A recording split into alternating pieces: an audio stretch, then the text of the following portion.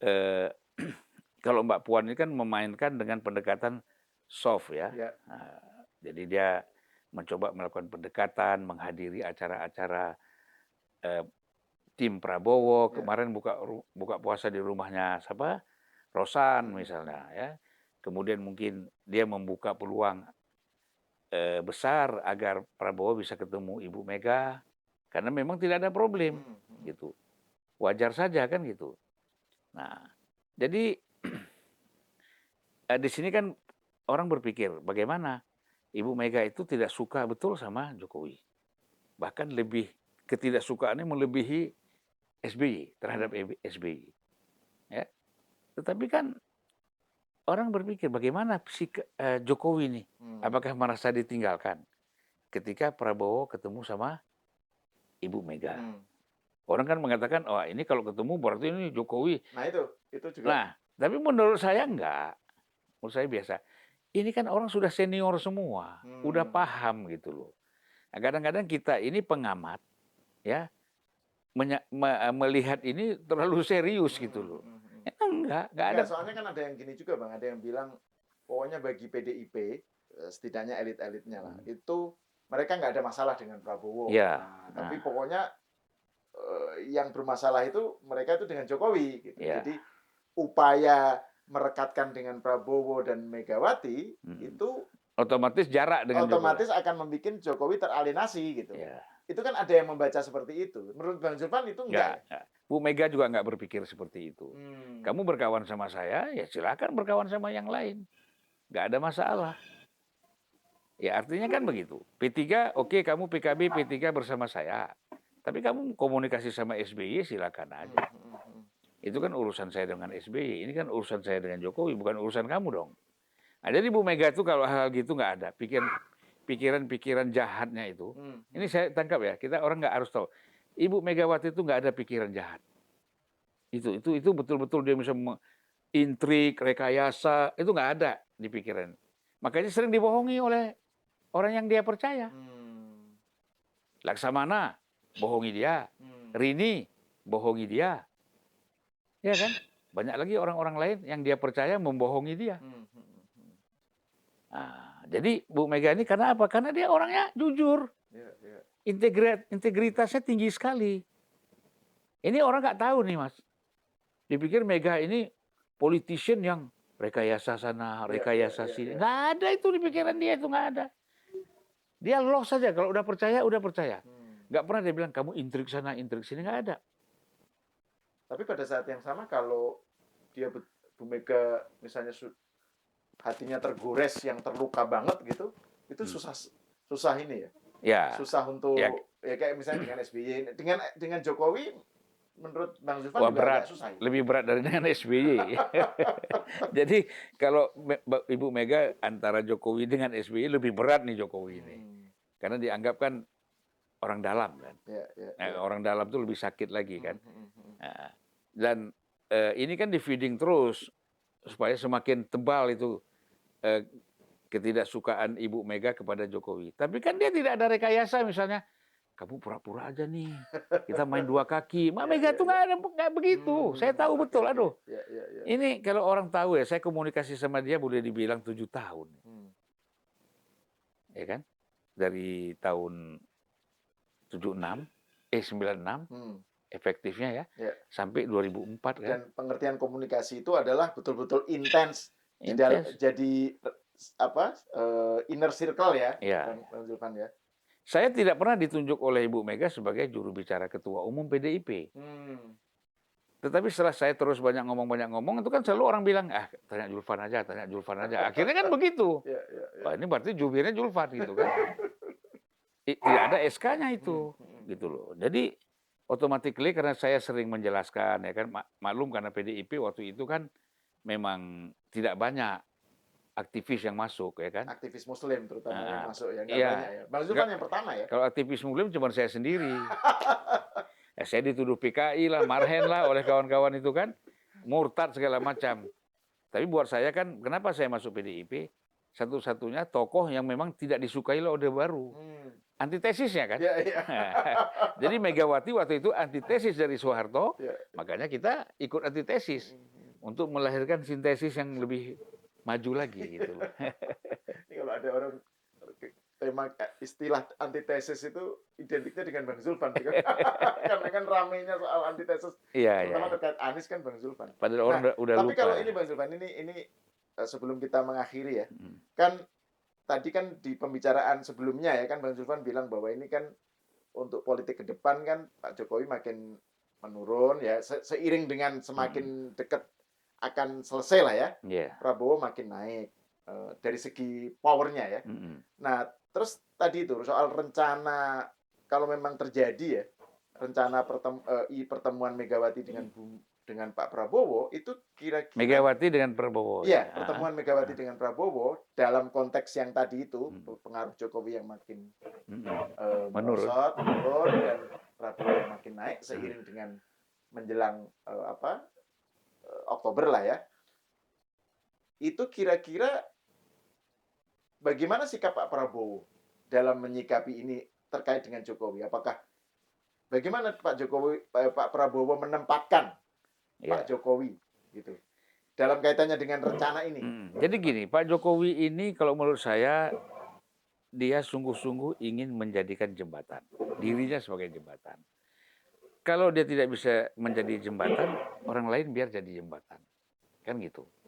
Misalnya bagaimana dia, ya saya kira jelas Pak Jokowi itu sangat tidak suka ketika Surya Paloh mencalonkan Anies sebagai calon presiden. Wong dia wakil presiden aja nggak setuju kok, apalagi presiden.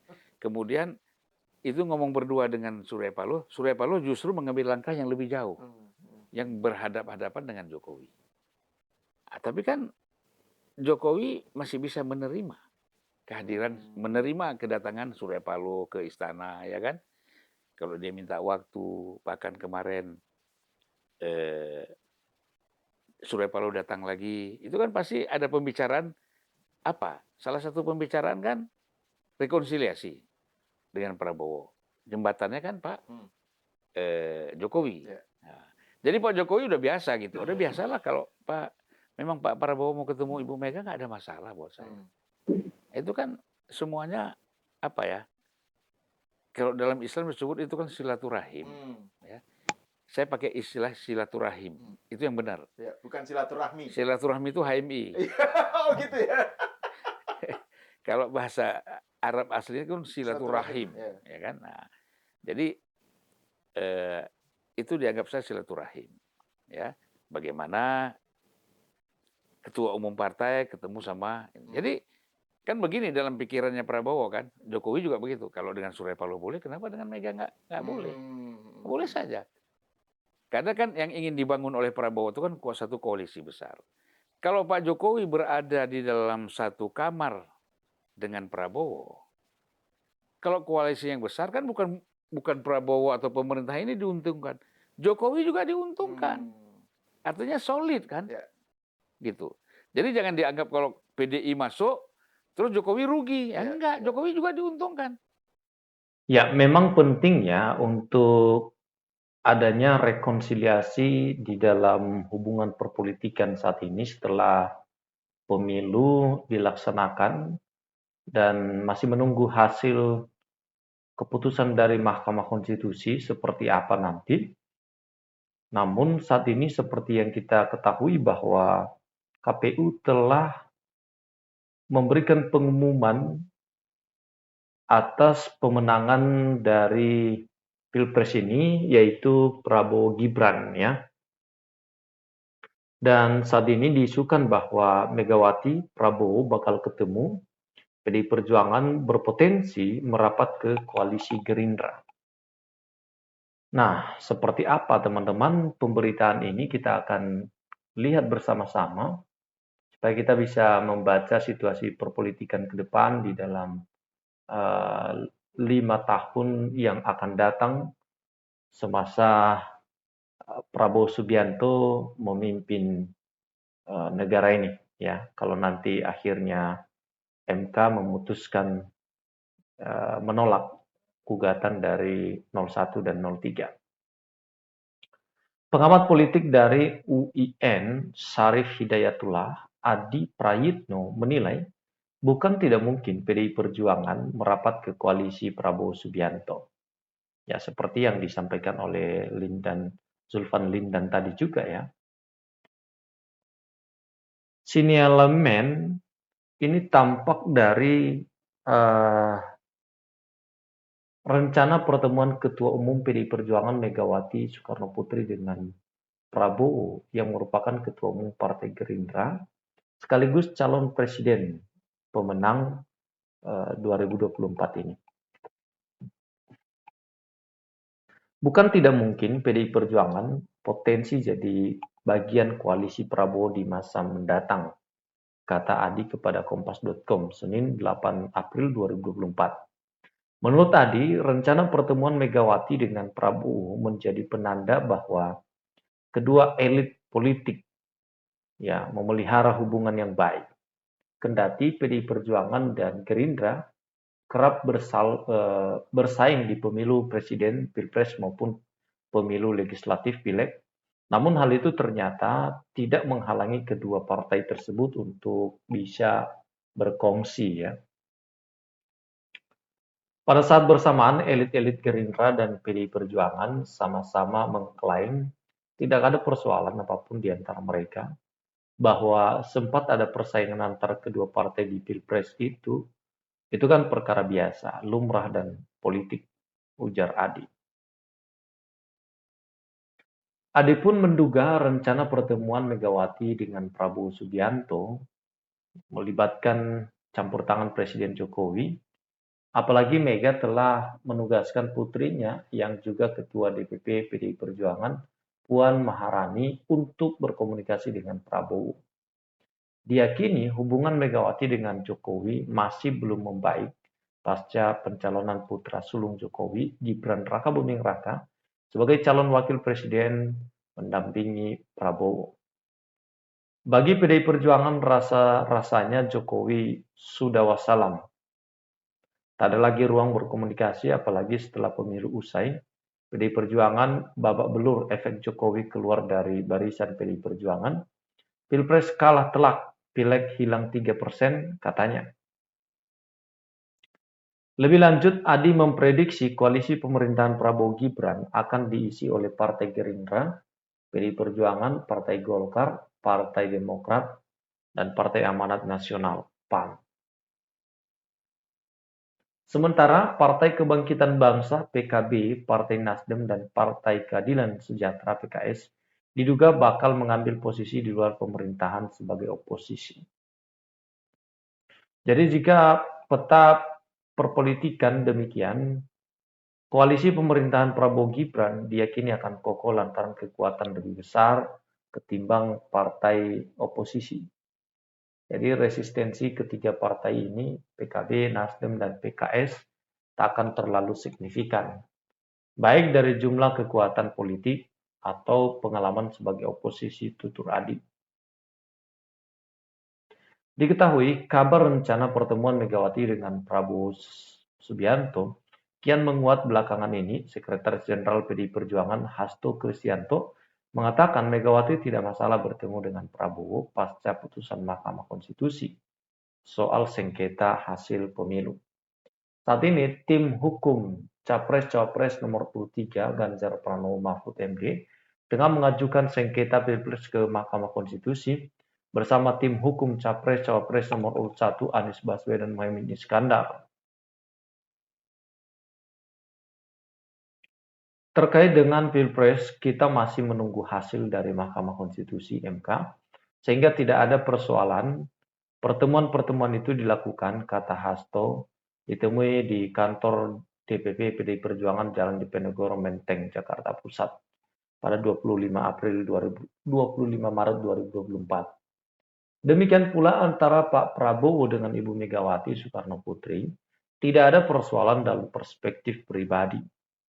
Terbaru, Ketua Dewan Pimpinan Pusat DPP PDI Perjuangan Said Abdullah mengatakan Megawati telah menugaskan putrinya yang juga merupakan Ketua DPP Partai PDI Perjuangan, Puan Maharani, untuk berkomunikasi dengan Prabowo. Jadi dari 1-2 poin itu, muaranya Ibu Megawati menegaskan Mbak Puan memang untuk membangun komunikasi. Setelah membangun komunikasi nanti Mbak Puan report melaporkan hasil report itu yang akan menentukan Ibu Ketua Umum bertemu dengan Pak Prabowo, duduk bersama, kan begitu ya. Oke, jadi menurut pemberitaan bahwa Gerindra, Pak Prabowo dan Bu Megawati sahabat lama, tidak ada hambatan rencana untuk bertemu ya.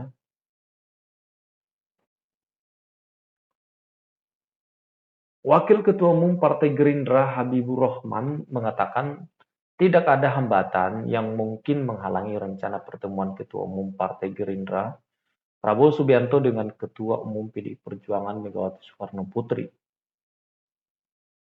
Dia menyebut kedua elit partai politik parpol merupakan sahabat lama. Kalau dibilang pertemuan, saya pikir gak akan ada hambatan. Psikologis apapun, Pak Prabowo dan Ibu Mega adalah sahabat sudah lama. Habibur Rahman belum bisa memastikan kapan pertemuan antara Megawati dan Prabowo digelar, namun ia meyakini rencana tersebut terrealisasikan tidak akan lama lagi.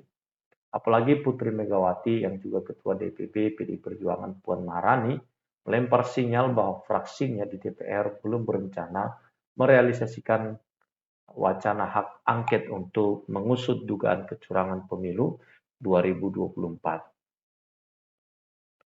Oke, teman-teman, terima kasih sudah menonton video ini sampai selesai dan jangan lupa tinggalkan komentar Anda di kolom komentar yang tersedia di bawah ini.